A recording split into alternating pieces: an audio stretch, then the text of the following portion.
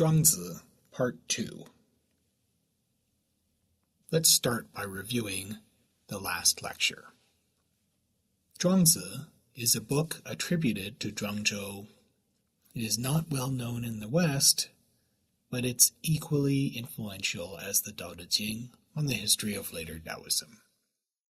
The Zhuangzi shares some ideas in common with the Tao Te Ching, but it should not be assumed to be in total agreement.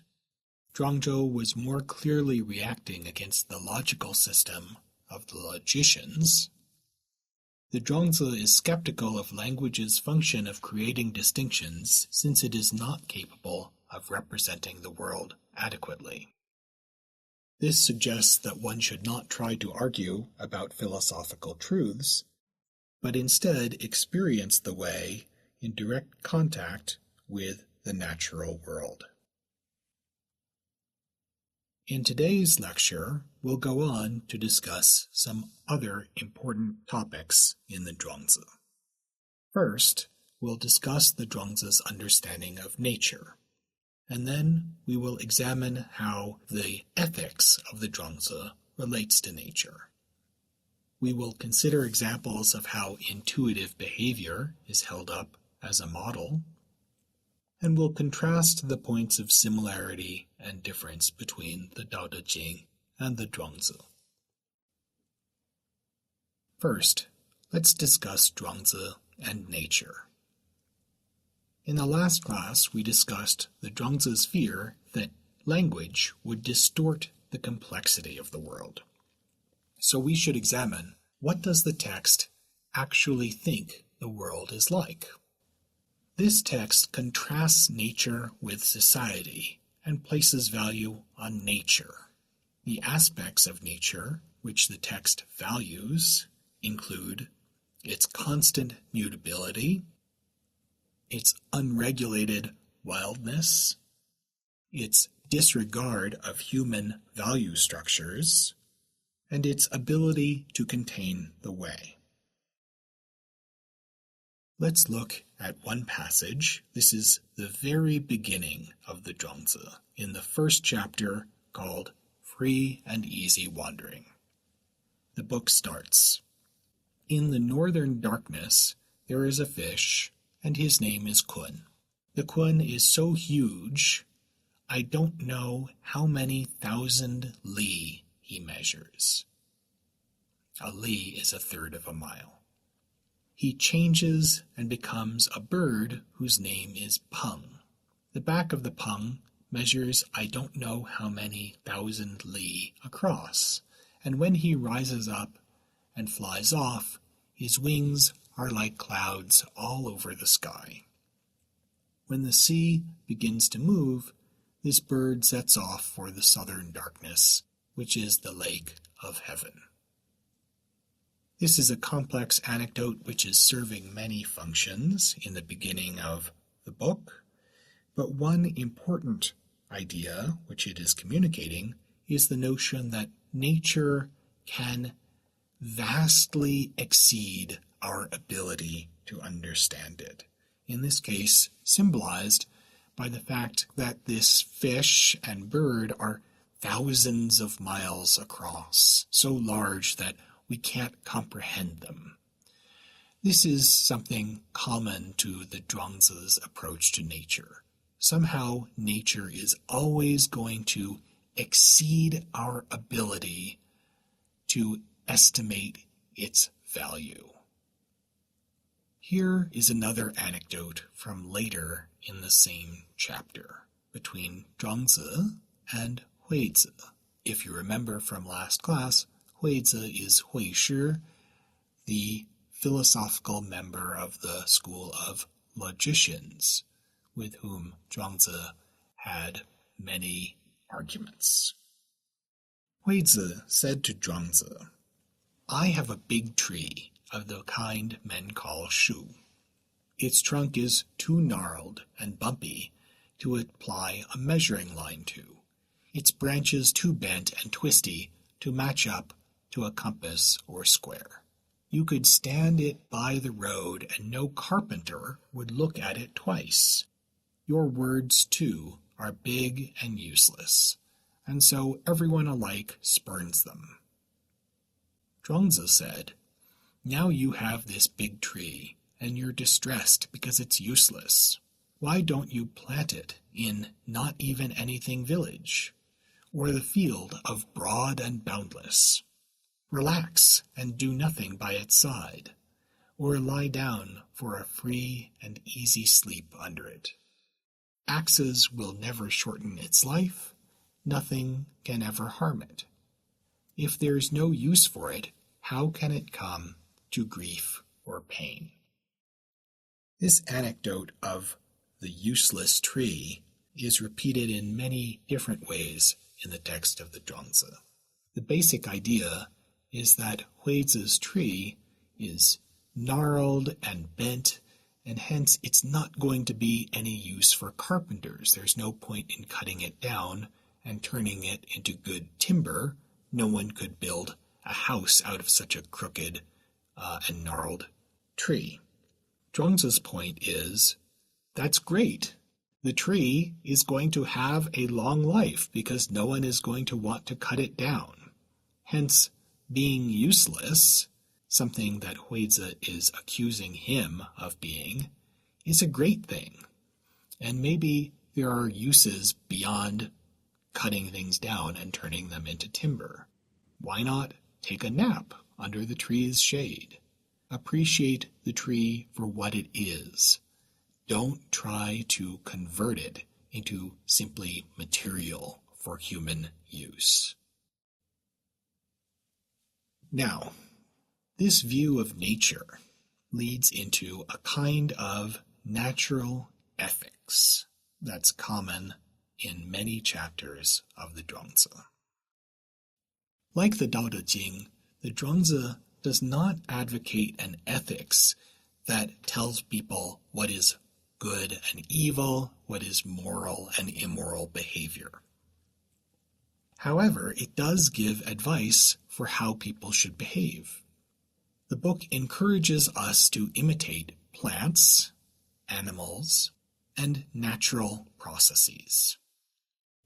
Again, this is not about being right or correct, and this is not about good or evil. Instead, it's about being healthy. If one obeys the dictates of nature instead of human rules, one will be able to extend one's life, avoid danger, and avoid mental confusion. Let's look at one anecdote from the chapter In the World of Men.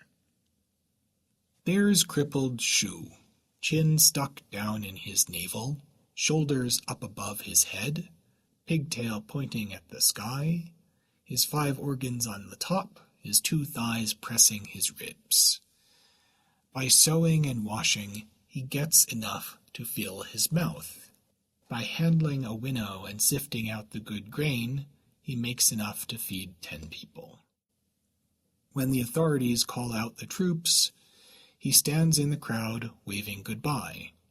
When they get up a big work party, they pass him over because he's a chronic invalid. And when they are doling out grain to the ailing, he gets 3 big measures and 10 bundles of firewood. With a crippled body, he's still able to look after himself and finish out the years heaven gave him. How much better, then, if he had crippled virtue? This anecdote is the equivalent for human life of the story of the tree which we just discussed. Like the gnarled and bent-over tree, we have here a description of a severely physically disabled person named Shu. Because of his disability, he cannot do ambitious labor, but he has enough to feed himself. He does not get called out with the military draft.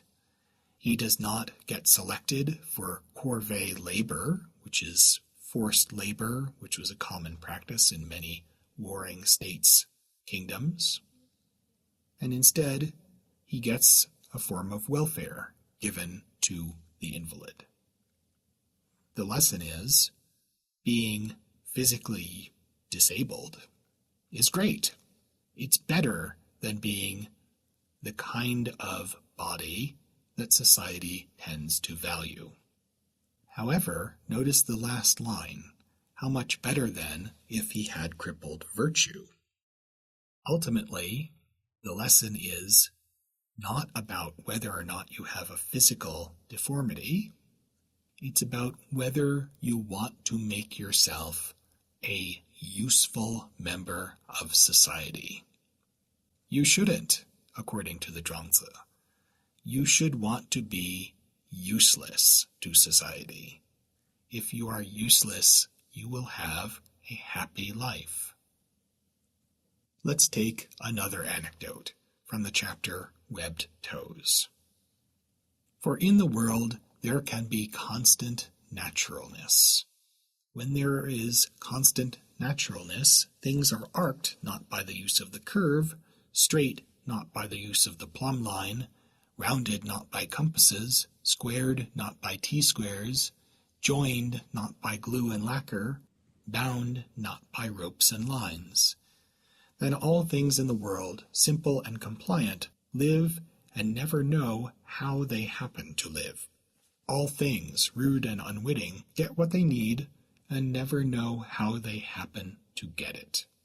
Past and present has been the same. Nothing can do injury to this principle. Why then come with benevolence and righteousness, that tangle and train of glue and lacquer, ropes and lines, and try to wander in the realm of the way and its virtue? You will only confuse the world. Benevolence and righteousness are the primary virtues of Confucianism, and here, in this anecdote, they are being compared to the tools by which workmen would saw, cut up, and work on wood. But as we've already learned, Zhuangzi doesn't like it when you cut up wood. He'd rather have the whole tree. Consider yourself a tree. You would be happier living just as you are, not being forced to try to live up to Confucian ideals of benevolence and righteousness. Those are like tools, which will just cut up your natural inclination and turn you into something else that is uncomfortable, painful.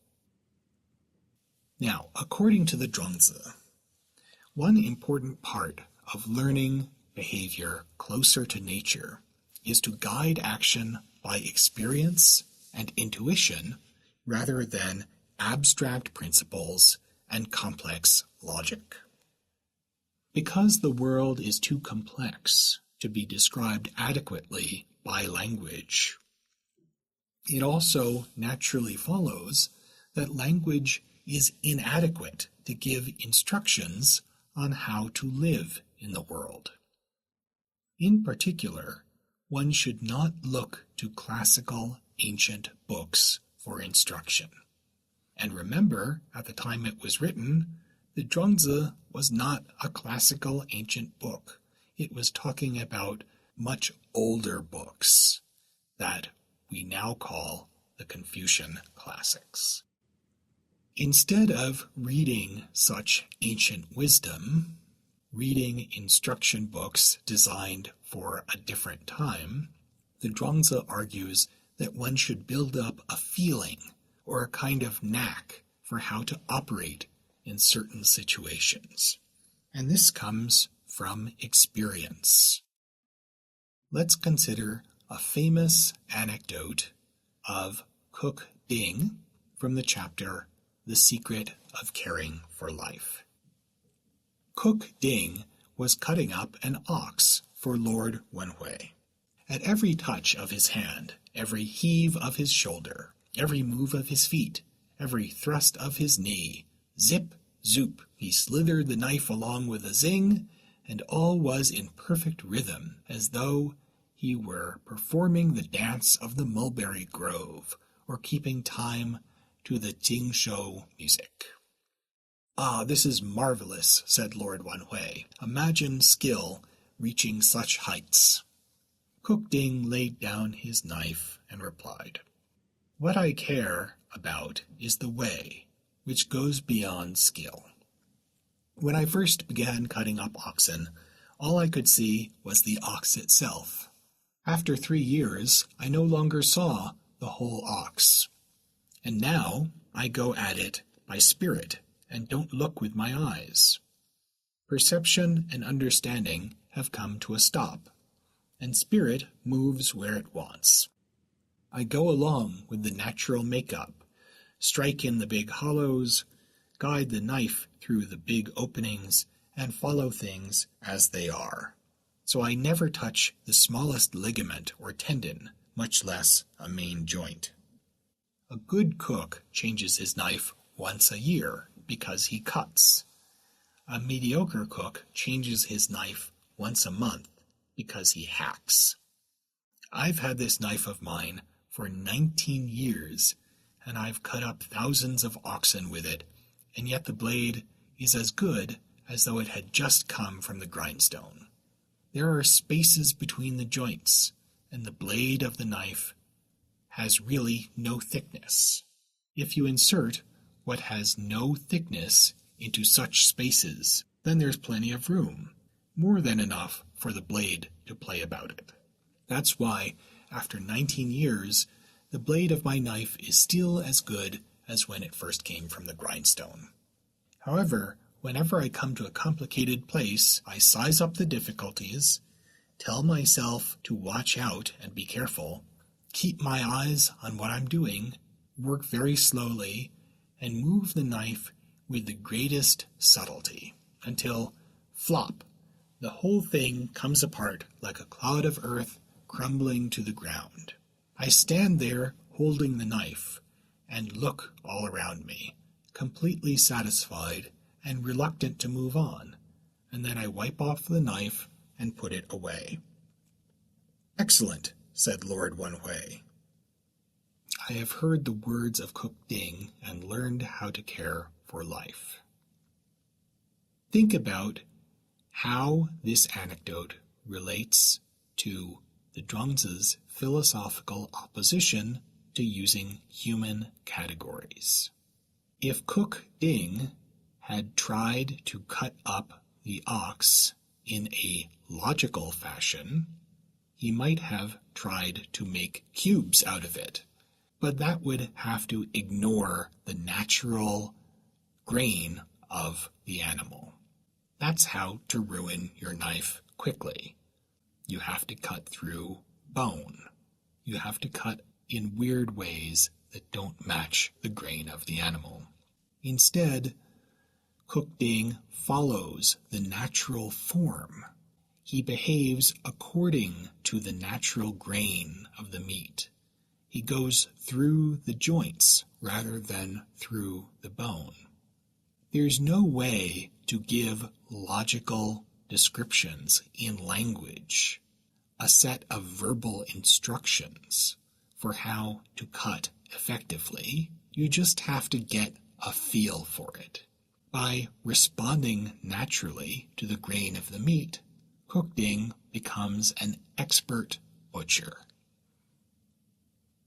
Let's take a look at a parallel episode from the chapter The Way of Heaven. Duke Huan was in his hall, reading a book. The wheelwright Pian, who was in the yard below chiseling a wheel, laid down his mallet and chisel, stepped up into the hall, and said to Duke Huan, "This book your grace is reading, may I venture to ask whose words are in it?" "The words of the sages," said the Duke. "Are the sages still alive?" "Dead long ago," said the Duke. "In that case, what you are reading there is nothing but the chaff and dregs of the men of old." "Since when does a wheelwright have permission to comment on the books I read?" said Duke Huan. "If you have some explanation, well and good. If not, it's your life." Wheelwright Pian said, I look at it from the point of view of my own work. When I chisel a wheel, if the blows of the mallet are too gentle, the chisel slides and won't take hold. But if they're too hard, it bites in and won't budge. Not too gentle, not too hard. You can get it in your hand and feel it in your mind. You can't put it into words, and yet there's a knack to it somehow. I can't teach it to my son, and he can't learn it from me. So I've gone along for 70 years, and at my age I'm still chiseling wheels. When the men of old died, they took with them the things that couldn't be handed down. So what you are reading there must be nothing but the chaff and dregs of the men of old. Notice in this anecdote that Wheelwright Pian is very bold. He's a common manual laborer who is criticizing the Duke for reading what we should think of as orthodox classical literature, the kind of literature that Confucius would have advocated as being a great guide for life. Wheelwright Pian is suspicious of that kind of book. The reason is because in his own experience of chiseling wheels, he just can't describe how to do it. It's not something that you can give someone good instructions for. You just have to learn the feel of it with your hands. You have to get experience of what it feels like to chisel out a wheel in the right way. Only with that experience will you have skill. It's not something that can be described. Therefore, he thinks that wisdom also is not something which you could put into a book and which could be handed down from ancient times. Wisdom has to be something which you experience for yourself. That's why he said that these ancient classics, which the Duke is reading, are just chaff and dregs, nothing particularly useful. Let's think about some similarities and differences between the Tao Te Ching and the Zhuangzi. First, the similarities. You'll have noticed that both books share a deep suspicion of language, and the way in which language creates strict categories which do not match the complexity of the world. Both books downplay social value systems, which emphasize rational planning and the pursuit of wealth and status.